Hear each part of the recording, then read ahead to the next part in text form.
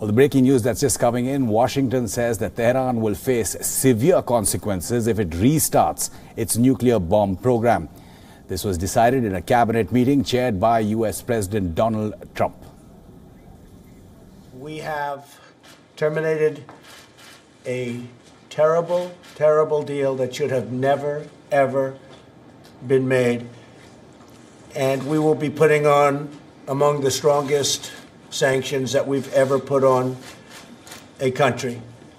And they're going into effect very shortly. Joining us live from Washington, D.C. is Kate Fisher. Kate, the president reiterating his tough stance against Iran, but his European allies, there seems to be a divide that's growing wider. Yes, indeed. It does seem to have thrown down something of a confrontation with his European allies, namely France, Germany and the UK. Of course, just a few weeks ago, French President Emmanuel Macron was here in Washington, and the two leaders seemed to have a beautiful relationship, as the President Trump described it. They seemed to get on very well indeed, and Macron was there mainly to try to persuade President Trump to stay in the Iran nuclear deal. Clearly, it did not work. That charm offensive failed, and he has said yesterday that he is pulling America out, and he will reimpose sanctions on Iran as soon as possible. That has caused big problems in Europe, that diplomatic rift between the countries who want to stay in the deal, France, Germany and the UK. They have convened a meeting between all their leaders as soon as possible. Also, all their diplomats are working as hard as they can to try to keep some kind of ties going with Iran. We understand that French President Macron will have a telephone call with President Rouhani of Iran later on this afternoon as well. But secondary to all of this, the concern, particularly with the French and the Germans, is that their businesses have made large investments in Iran. They have big business ties with Iran worth billions of dollars, and they don't want to see those disrupted by these new US sanctions, because of course any business now doing business in Iran could be in violation of US sanctions and suffer penalties because of it. So all that is yet to be sorted out as well, and that is also causing some rift between the US and their European allies. Kate, just picking up from the last point you're making about everything is still being sorted out, it is clear though that there are two windows, a 60-day period and a 6-month period, and it's a 6-month period after which the sanctions on oil, on petroleum, etc. will come into force.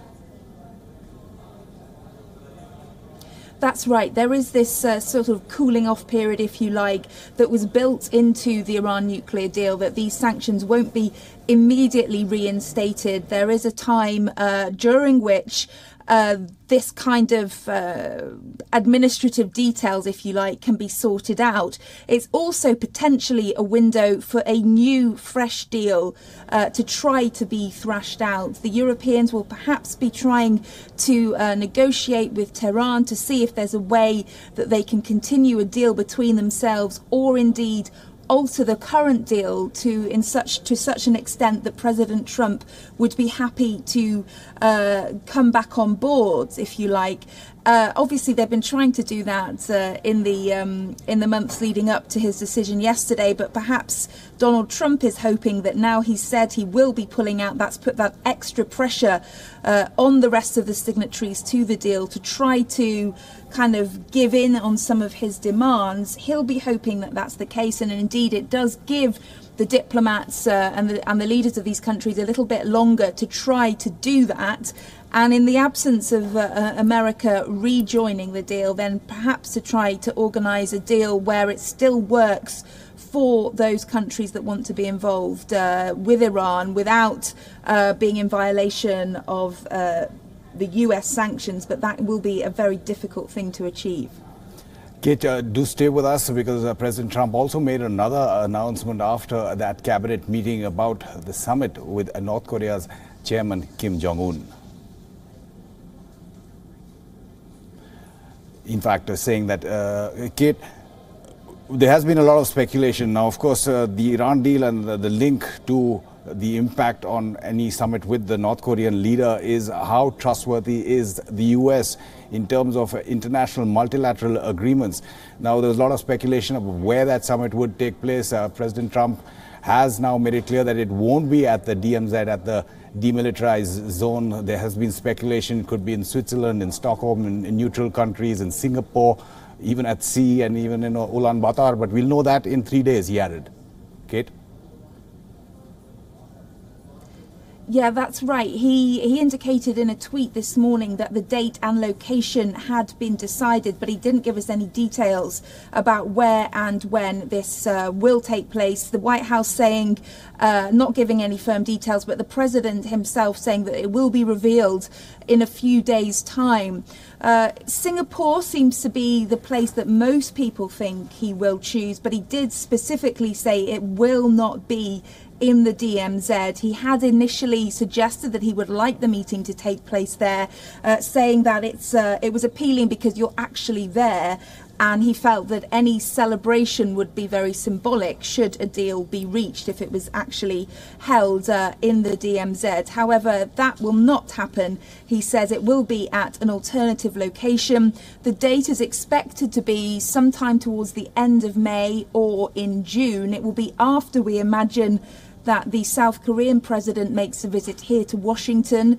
That's due to be May the 22nd. I would expect that they will have that meeting, that summit between the South Korean leader and President Trump before they have the actual summit with North Korea. But yeah, we haven't been told exactly when and where it will be. We're expecting that announcement in a couple of days' time. In terms of what the US leaving the Iran deal, what effect that will have on the forthcoming talks with North Korea, there is a split here in Washington. There are those who say that it is a very bad sign because it suggests that the Americans are not a reliable partner and that they will not keep their word and they will pull out of any deal that they make.